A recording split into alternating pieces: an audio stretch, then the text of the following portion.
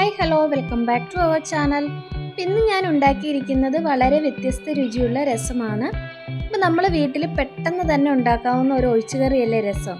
അപ്പോൾ അതിൽ ഇത്തിരി തേങ്ങാപ്പാൽ കൂടി ചേർത്തിട്ടാണെങ്കിലോ അടിപൊളിയായിരിക്കും.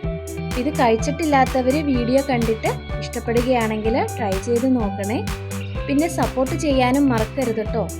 അതുപോലെ ഇത് അൾസർ ഉള്ള ആളുകൾക്കും ഗ്യാസിൻ്റെ പ്രോബ്ലം ഉള്ള ആളുകൾക്കൊക്കെ വളരെ നല്ലതാണ് കേട്ടോ.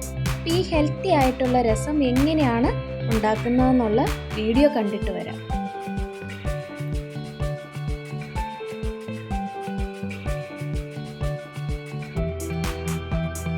ഇതിലേക്ക് വേണ്ട ഇൻഗ്രീഡിയൻസ് എന്തൊക്കെയാണെന്ന് നോക്കാം.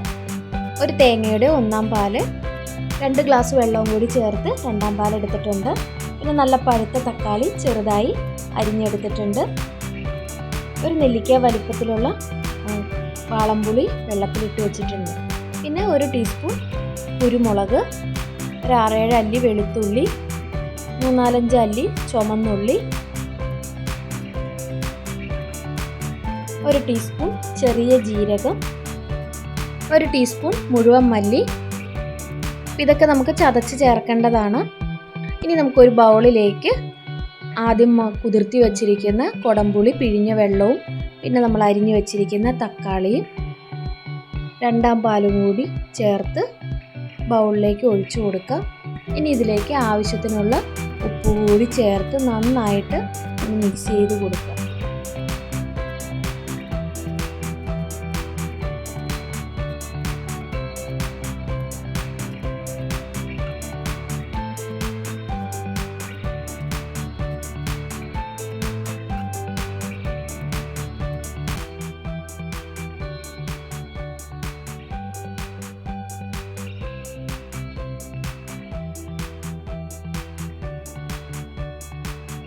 ഇത് നന്നായി യോജിപ്പിച്ചെടുത്തിട്ടുണ്ട്. ഇതിവിടെ ഇരിക്കട്ടെ. ഇനി ഒരു പാൻ ചൂടാകാൻ വെക്കാം.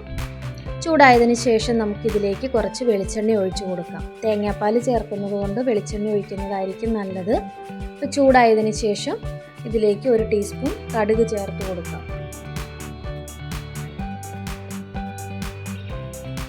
ഇനി ഇതിലേക്ക് നമ്മൾ ആദ്യം എടുത്ത് വെച്ചിരിക്കുന്ന വെളുത്തുള്ളിയും ചുമന്നുള്ളിയും പിന്നെ കുരുമുളക്, ജീരകം അതെല്ലാം ചതച്ചെടുത്തിട്ടുണ്ട്. അപ്പോൾ അതെല്ലാം കൂടി ഇതിലേക്ക് ചേർത്ത് കൊടുക്കാം.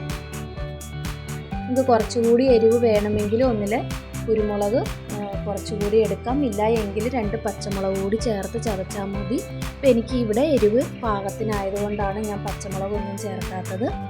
പിന്നെ ഇതെല്ലാം കൂടി നന്നായിട്ടൊന്ന് മൂപ്പിച്ചെടുക്കാം. ഇതിലേക്ക് 1 തണ്ട് കറിവേപ്പിലയും 2 വറ്റൽമുളക് കൂടി ചേർത്തിട്ടുണ്ട്. 1/4 ടീസ്പൂൺ മഞ്ഞൾപ്പൊടി കൂടി ചേർത്ത് നന്നായിട്ടതൊന്ന് മൂപ്പിച്ചെടുക്കാം. ഇനി ഇതിലേക്ക് നമ്മൾ ആദ്യം മിക്സ് ചെയ്ത് വെച്ചിരിക്കുന്ന തേങ്ങാപ്പാൽ ഇതിലേക്ക് ഒഴിച്ചു കൊടുക്കാം.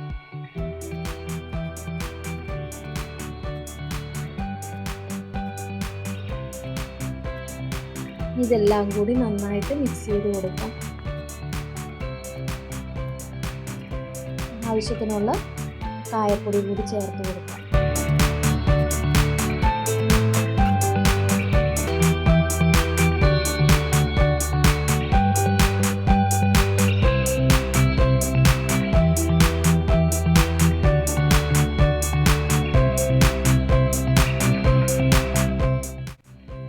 ഉപ്പ് ഇത്തിരി കുറവാണ്, പാകത്തിന് ചേർത്തിട്ടുണ്ട്.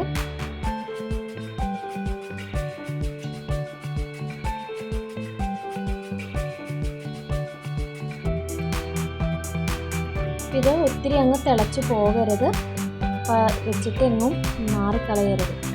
ഇതിലേക്ക് കുറച്ച് മല്ലിച്ചപ്പ് കൂടി ഇട്ട് നന്നായിട്ടൊന്ന് യോജിപ്പിച്ച് കൊടുക്കുക.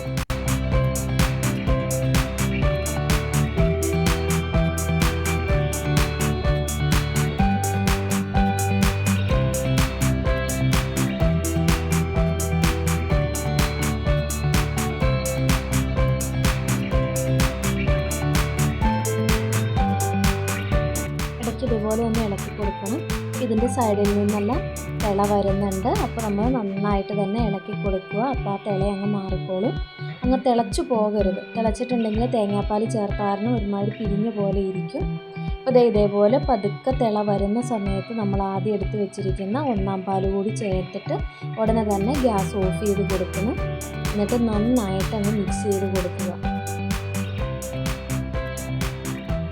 അങ്ങനെ നമ്മുടെ രസം റെഡിയായി കഴിഞ്ഞു. ഉപ്പും പുളിയൊക്കെ ഓരോരുത്തരുടെ പാകത്തിനനുസരിച്ച് കൂട്ടും കുറയ്ക്കുകയൊക്കെ ചെയ്യാം കേട്ടോ. അപ്പോൾ ഇതെല്ലാവർക്കും ഇഷ്ടപ്പെട്ടെന്ന് കരുതുന്നു.